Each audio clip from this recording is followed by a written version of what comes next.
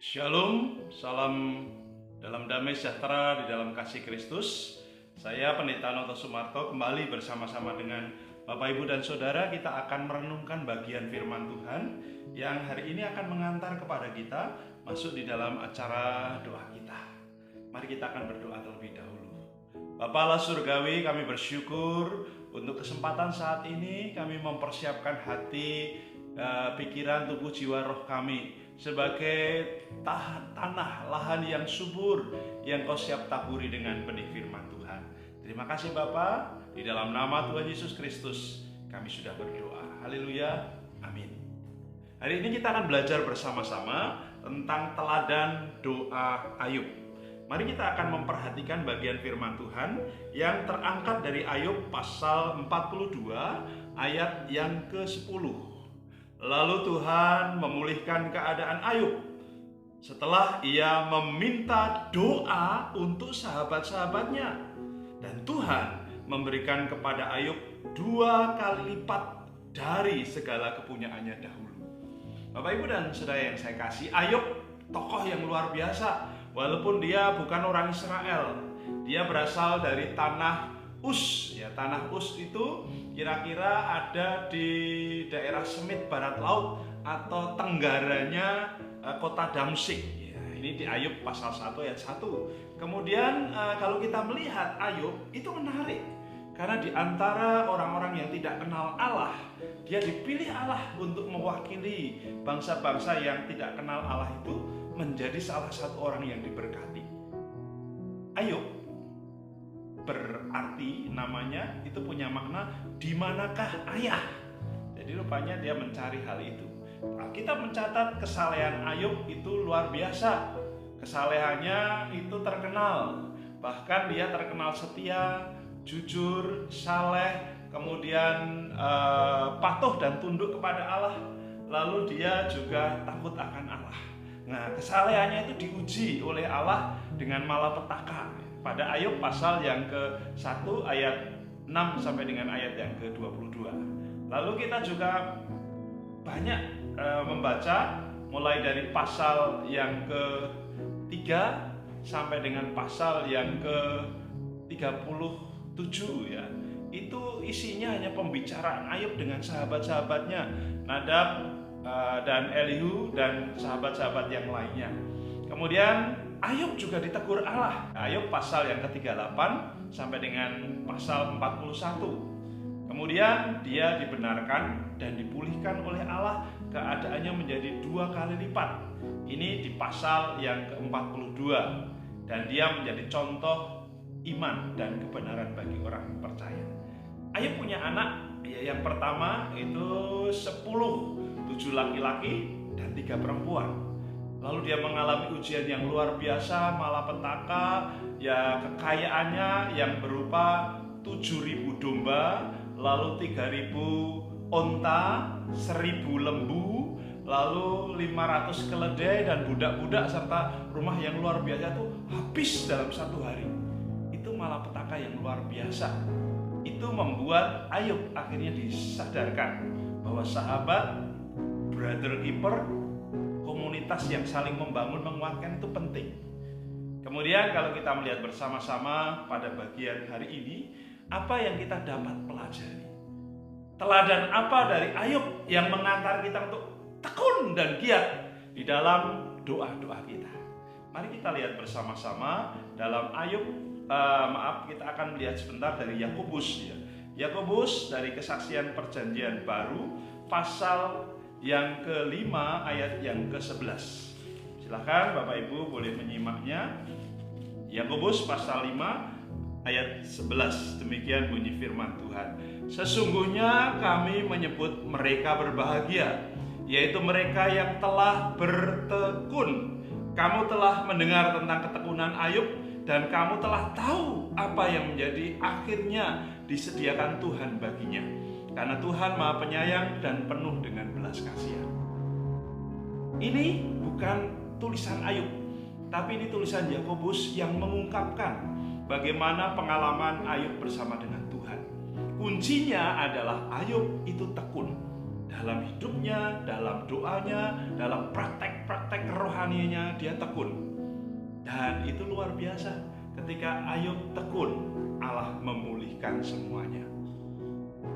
Kekayaannya yang 7.000 domba menjadi 14.000, 3.000 onta menjadi 6.000, kemudian lembunya yang 1.000 menjadi 2.000, kemudian anaknya 10 yang mati semua dalam sebuah pesta dikembalikan. Bahkan bukan hanya itu saja, 3 cewek yang luar biasa itu Tuhan berikan tercantik di negeri itu, Yemima, Kesia, dan Karen Habuk. Kalau kita melihat bersama-sama, ketekunan itu adalah ditulis dengan kata hupomone. Hupomone itu artinya kita melakukan terus-menerus dengan tidak disuruh, dengan tidak merasa bahwa oh saya orang Kristen jadi saya harus begini. Tidak, dia melakukan kedisiplinan yang disengaja. Artinya dia tekun karena memang dia tekun. Dia tekun karena itu adalah bagian yang harus dilakukan sampai Tuhan menghentikan langkahnya. Saya bersyukur, berterima kasih kepada Tuhan. Saya didampingi Bu Tantri selama menikah 25 tahun, kemudian kami pacaran 7 tahun ya. Jadi sudah sekitar sekitar berapa ya? Hampir 30-an tahun kami sudah saling mengenal. Kami punya sesuatu yang luar biasa, yaitu melayani Tuhan. Saya senang melayani organisasi, musik, olahraga. Bu Tantri senang sebagai WL dan drama-drama dan kegiatan keterampilan. Saya bersyukur dia diberkati oleh Tuhan luar biasa. Sampai akhirnya Tuhan menghentikan langkahnya.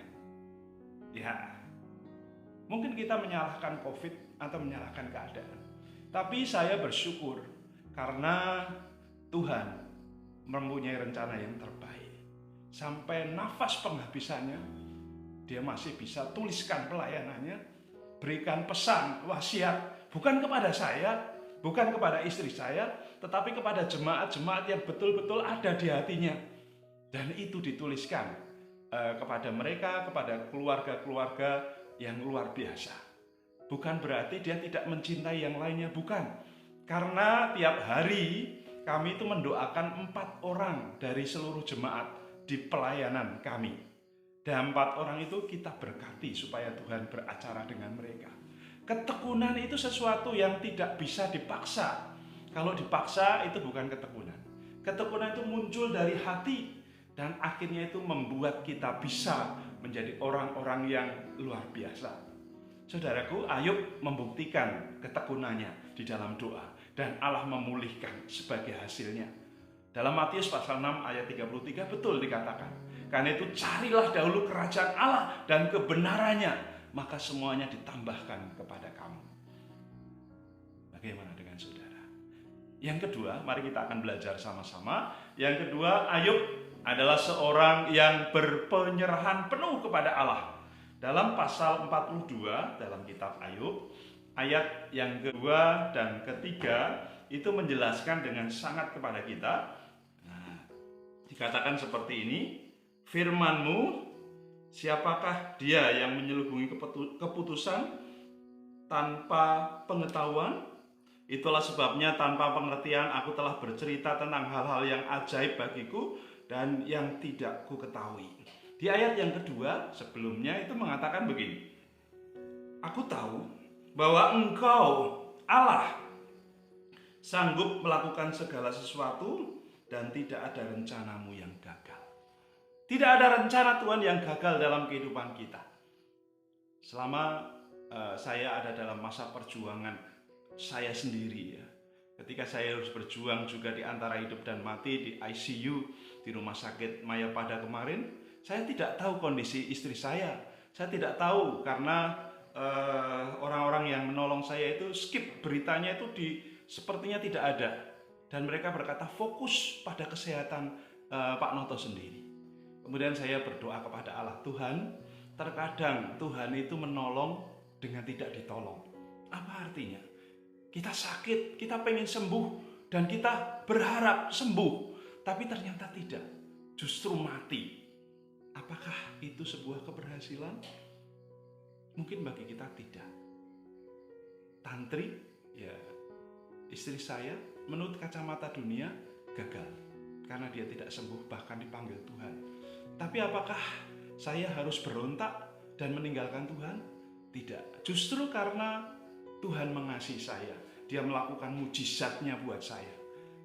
Mujizat yang terbesar itu bukan masalah sakit atau sembuh, bukan masalah hidup atau mati, bukan masalah kaya atau miskin, bukan masalah banyak teman atau sendirian.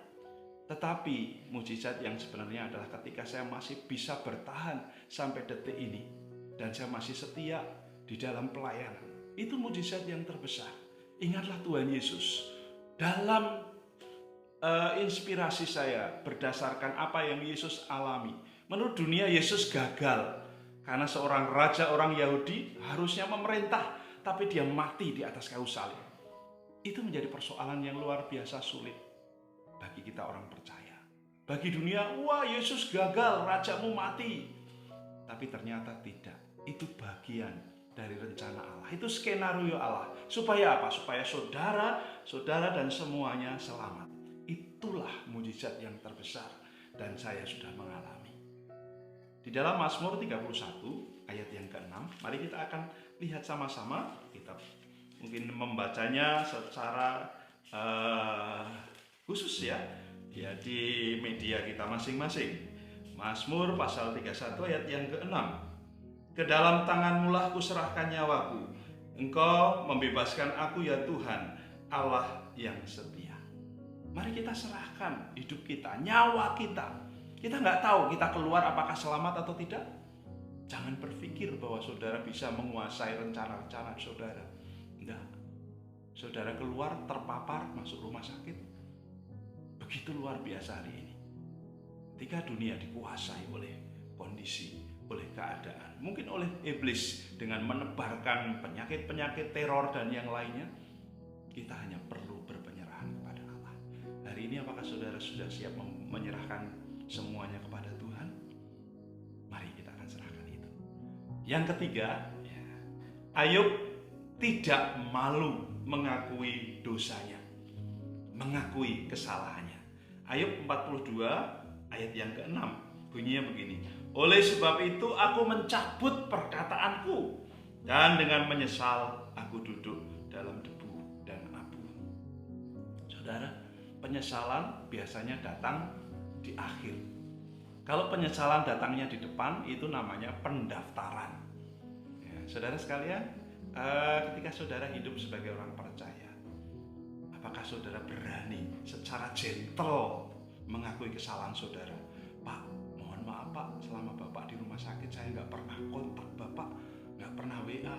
Mungkin mendoakan, tapi hanya karena kewajiban. Pak, saya begini Pak, Bu, saya begini Bu.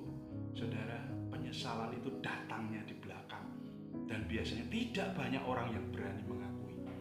Tapi Ayub hari ini itu teladan yang luar biasa. Dia berani mengakui dosanya, dia berani mengakui kesalahannya di hadapan Allah dan berkata, Tuhan, aku mencabut semua perkataanku dan aku akan melaksanakan apa yang menjadi nazarku.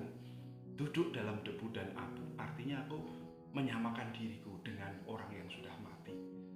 Saudara, Yakobus berkata kepada kita di dalam suratnya, salah satu suratnya, dia berkata begini, tunduklah kepada Allah, artinya berpenyerahan penuh kepada Allah, maka saudara akan diberi kekuatan. Kalau sudah diberikan kekuatan, diberikan pedang roh oleh Allah, maka saudara harus gunakan pedang itu untuk melawan kuasa kegelapan, melawan iblis, melawan setan, dan dia akan lari daripadamu.